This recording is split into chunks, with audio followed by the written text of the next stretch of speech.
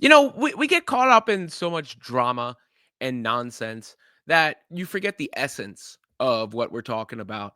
And that is sports, and that is joy, and that is excitement, and that is exuberance.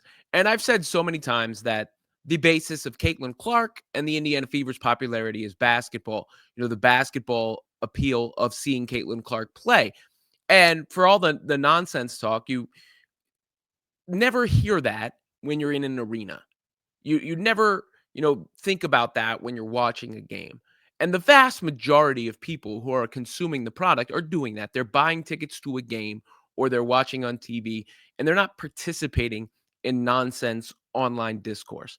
But, when you combine that with the magic of the holidays and the appeal of seeing genuine joy on someone's face, which usually comes whether it's a child or an older person. Though those are the stories that tend to stand out.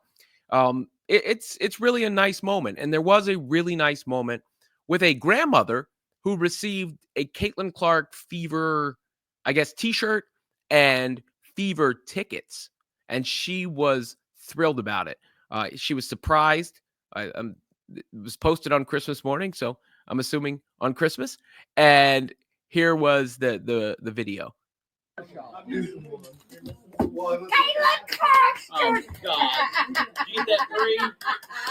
Okay, Ma, there's something under it. There's something under it. Oh, she loves her. Open that. I'm going to a game. We're gonna go to a theater.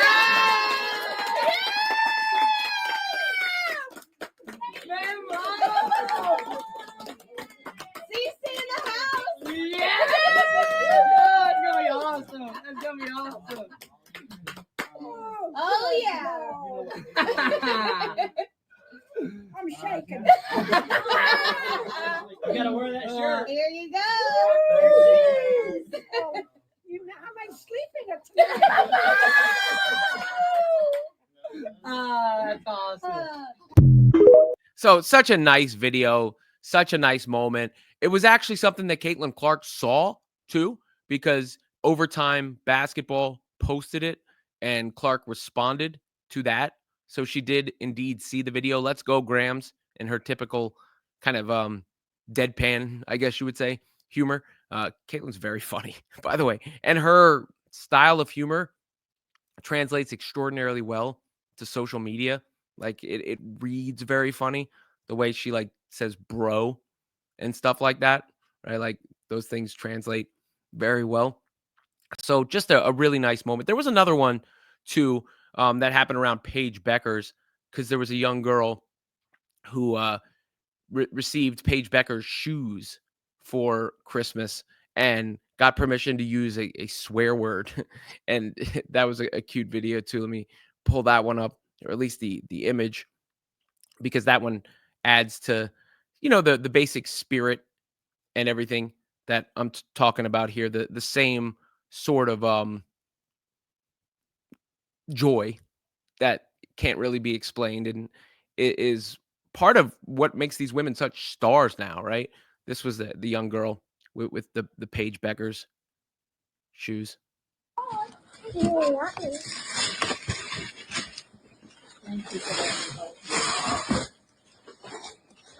Can I swear? No fucking. I never heard you use that word before.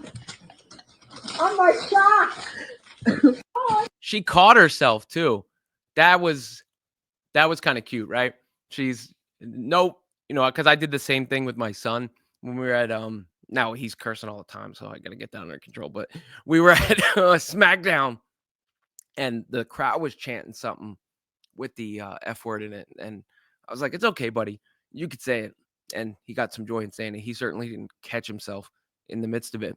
But you see it there. And Paige also saw that. So in this day and age with social media, these things can get shared so quickly to the point where the involved parties are seeing it, right? The involved parties are getting a chance to respond and be a part of it and see the genuine joy that they're bringing to others. And that's got to be such a cool feeling. right? I mean, here's what I'm talking about. Paige said she hasn't used that word before. This is gold. Love it. Thank you. Merry Christmas.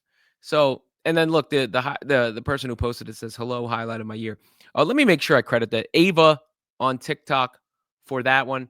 And the grandmother, I think I cut it off before it is the video is posted by TMass 46 on TikTok if you want to go check that out, because I want to make sure I give them the proper credit there. It's their videos that they're taking, their special moments that are being made.